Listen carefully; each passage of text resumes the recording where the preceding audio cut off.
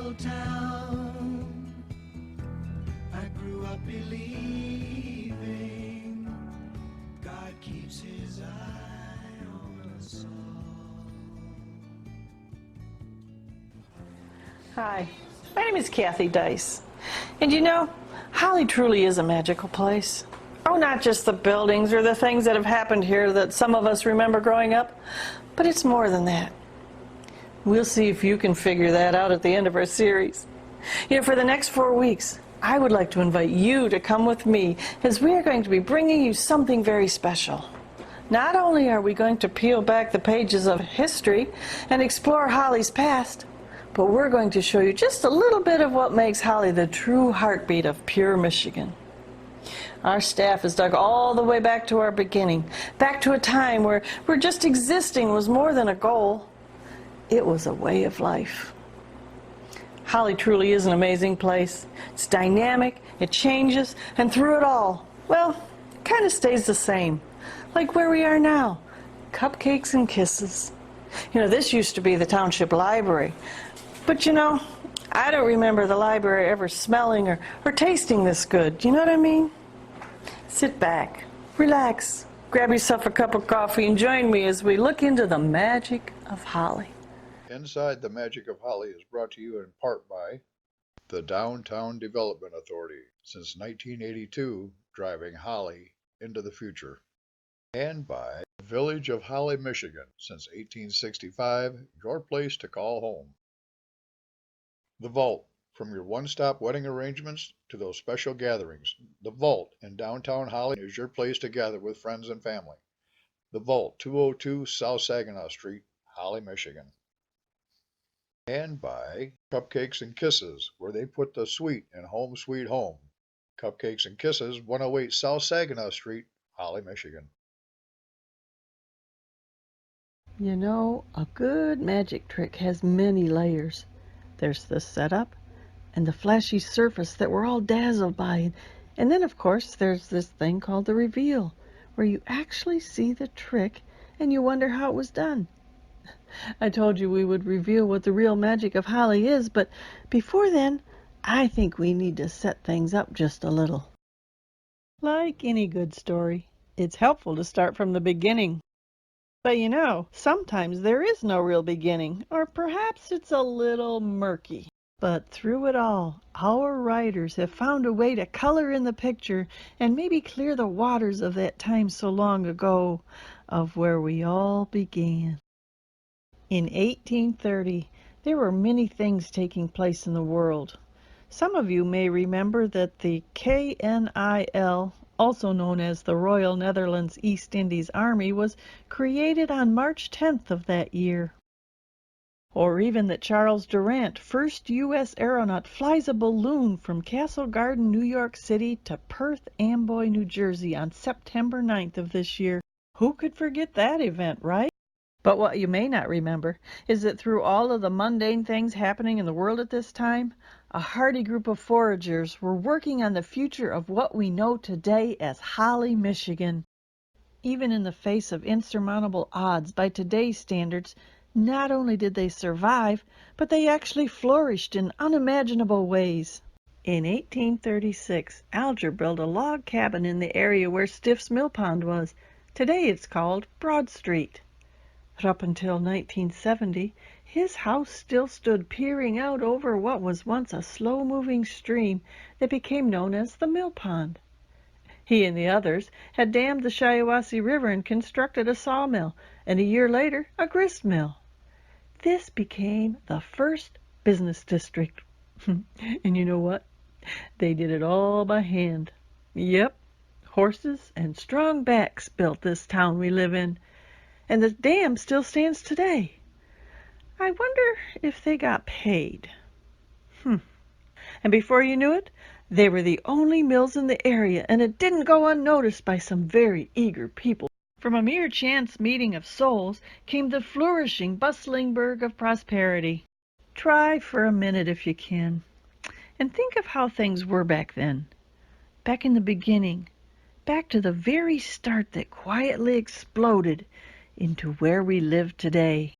No electricity, no internet, no TV, and for the most part, no cars, not even a microwave. Can you even imagine living like that today? As a perspective to the rest of our little world, there were a few other things that took place during this time. John Tyler was president, and Gaetano Donizetti's opera, Don Pasquale, premieres in Paris. Congress appropriates $30,000 to test the practicability of establishing a system of electromagnetic telegraphs. The first wagon train, 1,000 plus people, depart Independence, Missouri for Oregon. Mormon leader Joseph Smith says God allows polygamy. And would you believe this one made the news? An alligator falls from the sky during a Charleston, South Carolina thunderstorm. And this writer guy, Charles Dickens, I think his name was, publishes A Christmas Carol in England. You know, sometimes it amazes me on how these things intertwine with us today, but it does.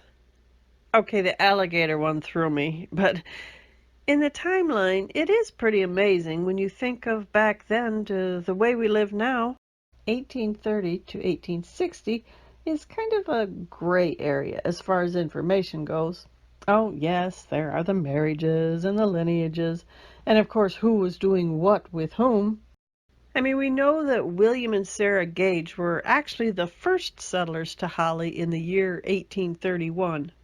And we know the name Ira C. Alger, who had the first house inside the village limits. But did you know both Holly Township and Holly Village were named by Jonathan T. Allen after Mount Holly, New Jersey? Or maybe you didn't know that at first it was called Algerville. Some of those descendants still live among us today. I know because I went to school with some of them. Just so many names slipping quietly into obscurity who were there in the beginning. But with the advent of the internet, we're able to see some of the forgotten past of where we began. You know, there's a lot of little hidden things in our past that have gone, well, unnoticed for the most part, or even forgotten about. There was a little, let's just say, disagreement between a couple of countries a few years back. Oh, it never made the nightly news.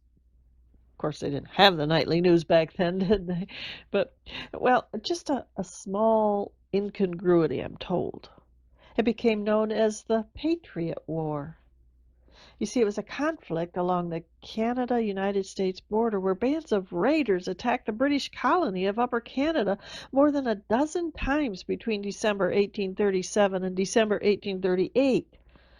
Now, rumor has it that a few soldiers on their way to the Patriot War in 1837 stopped at a Holly establishment for some liquor. Well, after they left, the proprietor was cleaning up for the night and found an old coat on one of the tables. Oh, it was ragged and sleeveless, so he was about to toss it out, and then he heard an infant's wail. Well, unrolling the coat, he found a healthy baby girl. Obviously a newborn, because it hadn't been washed or dressed. Well, now in true Holly fashion of taking care of the less fortunate, the little stranger was quickly adopted by a couple who soon moved away, fearing that the child would learn that they weren't her real parents. Well, years later, it was heard that the baby grew up to earn a worthy reputation as a teacher. Well, nothing else was ever learned of her, as her name was left out of the old records. Now, this became one of the many legends of our old girl way back when she too was a young lady growing up. William Young. Ever heard of him? Well, in 1839, he erected a building and opened a blacksmith shop. The first one in the township, actually. Well, it stood on Section 22, which later became Eby's Hardware and then McKay's Hardware, and today it's Holly Antiques. Anyway, that Mr. Young guy hired a man named Hiram Halstead to do his blacksmithing. Well, the latter personage made a contract with Mr. Young's ex-wife to perform the work in the second story, and it wasn't long before this twain were again made one flesh and did a lot of Heeing and sheeing in the shadows. Well, one thing leading to another, it didn't take long before they got hitched and was pretty much the talk of the town. The ceremony was performed by Filer Frost, J.F., and the second marriage of this couple was also the second marriage which took place in the township. Nothing being said to the contrary, it may be supposed that they lived happily ever afterwards. Have you ever heard the term winnowing? Yeah, me neither, but evidently our writer has, and, well, he thought it was important to stick it in this movie somehow. Well, for a considerable time after the country was settled, grain was thrashed on the ground with flails and cleaned with the old-fashioned fans. Next, thrashing floors were laid, and the grain was cleaned up by winnowing. Well, finally, greater improvements were introduced, and with their use and lapse of years, the old customs were almost forgotten. So if anybody ever says, I'm winnowing, it means it's separated in the wind. I know you will sleep better tonight knowing that. Do you remember the name Carrie Amelia Moore? Well, she was born on November 25th, 1846 in Garrett County, Kentucky, and her family relocated to Cass County, Missouri, and during the Civil War to the Kansas City area. And she married a young Civil War doctor, Charles Gloyd, on November 21st, 1867. You don't remember her, huh? Well, we'll go back to her shortly, but I think you'll recognize the name when we get to her. It's 1845, and we've already got a school and a mill, and we dammed up a river. But we're just getting started. Go fill your coffee cup. I'll be here. And when you get back, we'll see what happens next.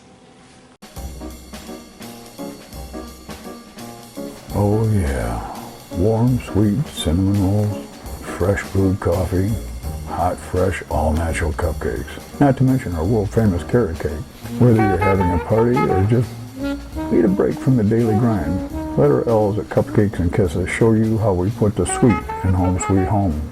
Cupcakes and Kisses, 108 South Saginaw in downtown historic Holly, Michigan.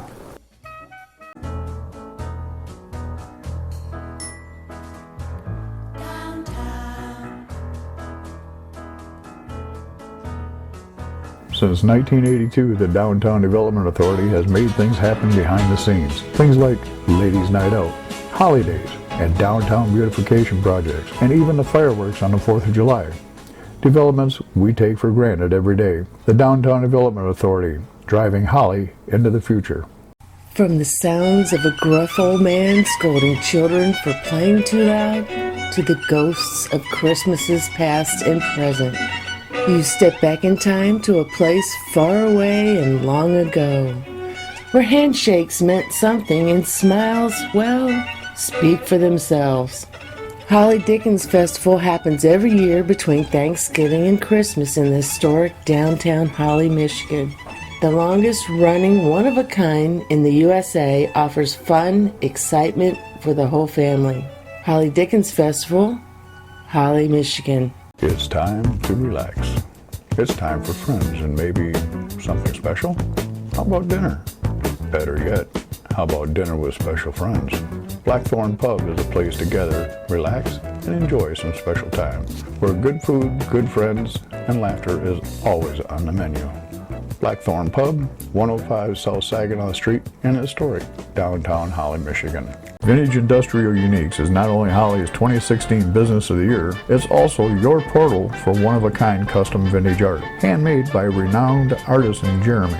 From steampunk accessories to that one-of-a-kind special accent for your home. 2 levels of intrigue and awe await as you casually stroll through its unique ambiance of one-of-a-kind artworks. Oh, and don't forget to get yourself one of the best pretty smiles. Those are priceless and always free. Vintage Industrial Uniques, 109 South Saginaw in historic downtown Holly, Michigan. Welcome back. It's 1845, and we've got our school started, and a mill to cut lumber and a grind flour. Now let's see what lies ahead as we pull back the curtain on Inside the Magic of Holly. Our post office was established in 1846, mainly through the instrumentality of Peter Fagan. This was the first post office in the township and was kept by the postmaster, Marcos Young. The name Holly Mills Post Office was given to it by Mr. Fagan, and the mail route was from Groveland Cottage on the turnpike in Groveland Township to Holly, and the mail was carried on horseback by Daniel Donaldson. The original building still stands next to the railroad tracks on Broad Street and was in use until 1964 when the new one was built where it is today. The mails were originally carried on horseback as part of the Pony Express, and the office in 1846 has several thousand patrons and handles a large amount of mail, including periodicals. A considerable business is done in money orders. And besides the newspapers and magazines received through the office, the number of packages annually received by express numbers over 6,000. In 1852, something unimaginable happened that put this obscure little burg on the map. And there were rumblings in the wind of something coming. In fact, where the business district is today, they set up a small village to house the workers for this endeavor. And in 1855, it all came together. The low roar of growling vibrations filled the air as the thick black smoke of power spewed from its strong iron lungs. The first steam engine had made its appearance into our little burg. The Detroit and Milwaukee Railroad came through Holly in 1855, followed by the Pere Marquette in 1862, thus making, at the time, Algerville officially one of the first communities in Michigan with a junction. Oh, I'm sure that the horses shivered and tried to get away, and everyone was decked out in their Sunday best to see this remarkable event in our new little town. Now, going on about the same time was a little project off to our north. A plank road was laid from Holly to Flint in 1855-56 and was for some time kept in good repair. But it was finally left to run itself, and, well, at present the only traces of it are occasional worn pieces of plank pushing up at various angles in about such the same shape as the Mississippi River snags, although not quite the great sources of danger. But this was the only plank road ever constructed in the township, and will most probably be the last. Well, now a little side note on our magic setup is that in 1855, the first color photograph made by the three-color method that was suggested by James Clerk Maxwell in 1855 and taken in 1861 by Thomas Sutton. No, it wasn't an event that happened in Holly, or even in Michigan for that matter, but it will have an influence for things to come. Long before Holly was actually Holly, it was called Algerville, named after Ira C. Alger, who was the first person to actually have a home inside of what is now the village limits. But there were other people who were here as well, like Joseph Wingelmeyer. He was a German immigrant who came here in search of a new life. And, well, he was also a furniture maker by trade. And he was one of the first businesses in Holly in 1858. And you know, his legacy still stands today, making it one of the oldest family-owned businesses, not only in Holly, but in Michigan as well. She's real fine, my 409. It's the Holly Car Show in downtown historic Holly. Games, fun, and excitement every Wednesday night. Take a step back into yesteryear and come and see the Holly Car Show in historic downtown Battle Alley.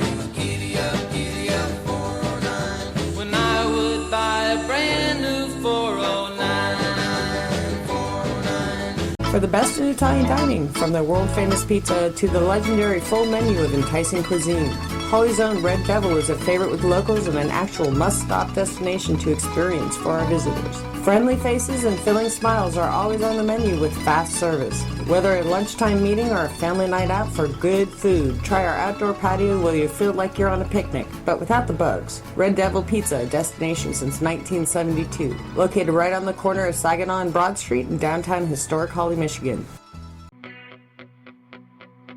Since 1965, Holly has embraced its long and distinguished history. With items from our beginning to things of today, the Hadley House has given us a chance to both look back into the past by learning and even embracing where we began. The Hadley House, 306 South Saginaw Street in historic Holly, Michigan. Oh, man, hippie love lifestyle. 109 Battle Alley is where it's at, man. No matter if you're looking for handmade, all-natural bath and body skincare or wild, far-out clothing guaranteed to let your spirit soar with color. From hippie-style clothing to shoes and all things for the hippie lifestyle, man, including incense. Trying to buy for that special hippie? We got gift certificates too, man, to help with that. Far out, right? Come in and see Nicole and see how hippie love lifestyle can help you keep on trucking. Hippie love lifestyle, man. 109 Battle Alley in historic downtown Holly, Michigan. Right on. And believe it or not, even back then, Holly had an aging population. Do you remember that Joseph Wingelmeyer guy? Well, he was not only a furniture maker, he was also the first undertaker in Holly. He was a furniture maker by trade, and he handmade the first hearse in Holly, as well as maintained a set of black horses for that final event. It's even told of how Aunt Clara Wingelmeyer helped her father sell caskets. And when a customer would come in, Clara used a little stool to climb up in the casket so the family could see how it would look with their loved one. And if it wasn't what they wanted, they would just choose something else. You know, we actually had 2 cemeteries back then. One was Hadley Cemetery, established in 1820, and it's located actually out by Mount Holly ski area, and one just a little bit closer up on Patterson Lake, which later became Bush Lake. It was overshadowed by what is now Lakeside Cemetery, and it was established in 1841. Artichoke Interiors at 107 South Saginaw Street in Holly, Michigan offers various levels of furniture, accessories, and interior design for your home. From our unique accessories and quality lines of furniture to our semi-custom cabinetry, let us bring your rooms to life. Whether you're changing one room or your whole motif, Artichoke Interiors is here to help. Our one-on-one design consultants work with you every step of the way to help you show your home at its very best. Come in and see why Artichoke Interiors should be your first stop when updating your home. Artichoke Interiors, 107 South Saginaw Street in historic Holly, Michigan. Let us help you love where you live. You know, we've come a long way setting up our little magic trick. We have a school, mills, a business district, even a railroad, and a post office. We even have 2 places to enjoy your final rest, and someone to officially escort them there. But there's conflict on the horizon, and you won't want to miss how we as a community step up to answer the call. Join me next week as we continue our journey into the magic of Holly. I'm Kathy Dice. Till next time.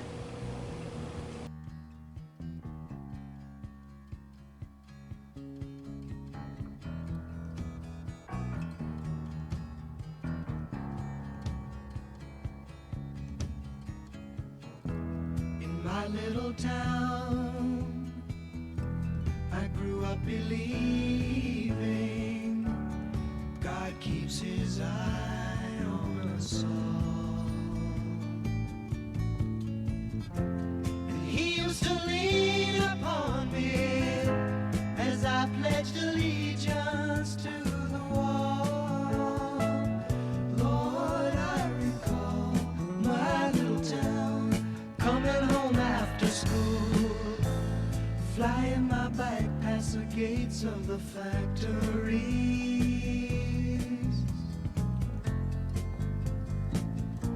My mom doing the laundry, hanging out shirts in the dirty breeze. And after it rains, there's a rainbow, and all of the colors are black. It's not that the colors aren't there, it's just imagination they lack. Everything's the same back in my little town.